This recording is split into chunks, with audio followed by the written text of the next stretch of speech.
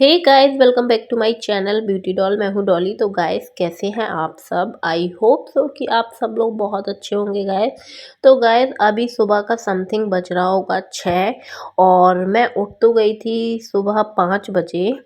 और मैंने काफ़ी सारी तैयारी अभी तक कर ली है, क्योंकि मेरे जो हस्बैंड हैं उनको जाना है ड्यूटी, और इसी चक्कर में मुझे जल्दी उठना पड़ गया था।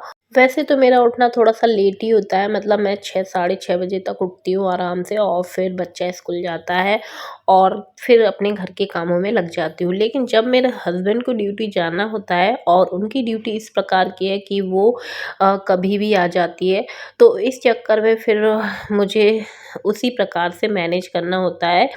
और वैसे भी जब भी उनका ड्यूटी जाना होता है तो वो हमेशा ही अपने साथ अपना टिफ़िन लेके ही जाते हैं, क्योंकि उनकी कुछ ड्यूटी इस प्रकार की है कि कभी खाना बाहर नहीं मिलता है तो उन्हें बहुत ज़्यादा प्रॉब्लम हो जाती है, और फिर ज़ाहिर-सी बात है कि भई भूख तो सबको लगती है। तो वो कोशिश मेरी फिर यही रहती है कि अगर दिन में जाते हैं तो ज़्यादा प्रॉब्लम नहीं होती है, और सुबह जाते हैं तो फिर जल्दी उठ के मैनेज हो जाता है। अगर रात में जाते हैं तो फिर थोड़ी-सी दिक्कत हो जाती है, क्योंकि रात में खाना बनाना बहुत ज़्यादा मेरे लिए तो टफ़ काम हो जाता है लेकिन फिर भी वो कुछ ना कुछ ले ही जाते हैं हल्का-फुल्का।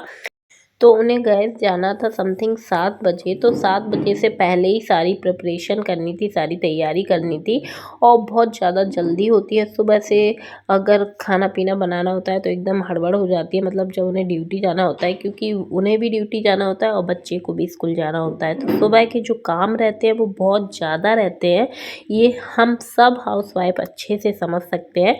तो यहाँ पर सब्ज़ी जो है मेरी बन चुकी थी, और यहाँ मैं उनके लिए सेक रही हूँ रोटियाँ, और मैं केवल उन्हीं के लिए ही रोटियाँ बनाऊँगी, क्योंकि सुबह से भई ज़ाहिर-सी बात है किसी और को तो खानी नहीं है, और उनको जितनी ले जानी है मैं उतनी ही बनाऊँगी। तो मैं यहाँ पर रोटियाँ सेक रही थी, और उन्हें थोड़ा-सा लेट भी हो रहा था। और सबसे बड़ी बात गाइज़, ये मेरा छोटा वाला जो बच्चा है वो उठ गया था। वैसे तो ये लेट उठता है, लेकिन जब हम लोगों को मतलब कोई काम होता है ना, तब ये ज़रूर उठ जाएगा जल्दी से। पता ही नहीं चला ये अचानक से कैसे उठ गया। फिर उसके बाद मैं यहाँ पर खाना-पीना बना रही थी, तो थोड़ी देर मेरे हस्बैंड ने उसको सँभाल लिया था, नहीं तो उसका रोना शुरू से ही स्टार्ट हो जाता है। तो यहाँ थोड़ा-सा उनको लेट हो रहा था, तो उन्होंने अपना जो टिफ़िन है वो खुद से ही पैक कर लिया था, और इस मामले में मेरे जो हस्बैंड हैं वो बहुत ही अच्छे हैं, और हर चीज़ में वो बहुत अच्छे से मैनेज कर लेते हैं। तो वो बिल्कुल रेडी ही हो चुके थे, उन्होंने बैग वग़ैरह अपना रेडी कर लिया था।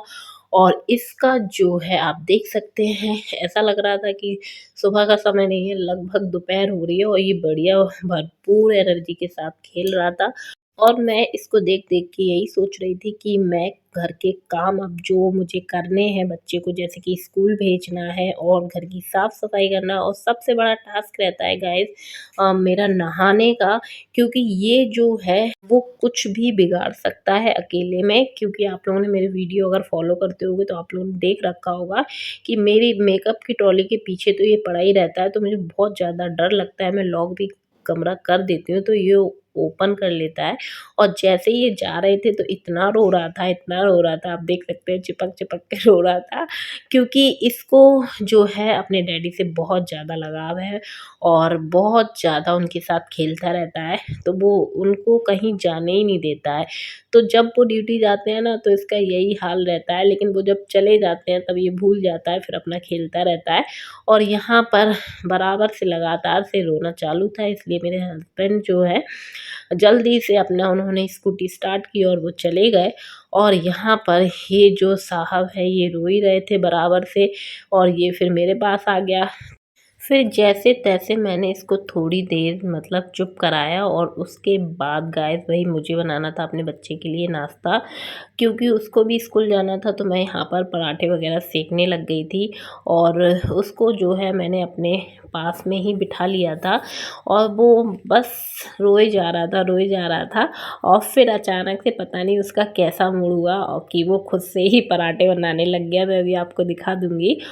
वैसे तो उसका रोना जो है गाइस बहुत ही कम रहता है, वो अपना खेलता रहता है। लेकिन हाँ, जब उसके डैडी कभी बाहर जाते हैं ना, चाहे वो कहीं पर भी जाएँ, तो उसका मूड ख़राब हो जाता है कि उसको लगता है कि मुझे लेके जहाँ भी जाओ मुझे लेके साथ जाओ।